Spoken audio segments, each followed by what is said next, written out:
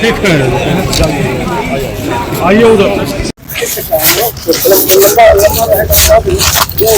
वो अभी हमसे क्लियर करेगा।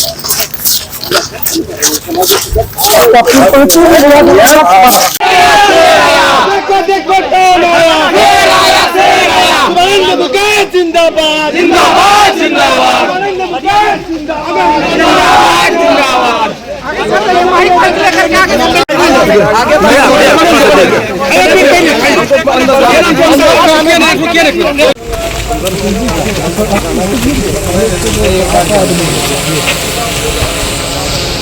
ठीक है, आइए उधर। भैया भैया बाइक में सुनामी है, आप समझ ही रहे हैं। और जो आधी हमारी आबादी है और उनकी जो हिस्सेदारी है, इस बार ऐसी आंधी लाई है कि सब कुछ उड़ गया। और फिर से एनडीए की सरकार, सशक्त सरकार, और बिहार को समृद्ध बनाने की सरकार बड़ी जीत की तरफ बढ़ रहा है।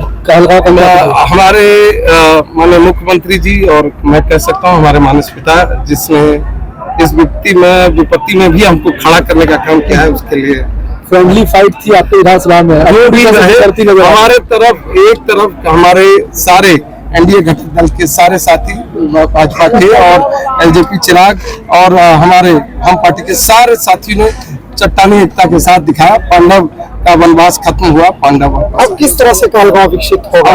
निश्चित तौर पर जिस तरह का रोड मैप माननीय मुख्यमंत्री जी पूरे बिहार में है, उसी को गति देने के काम है।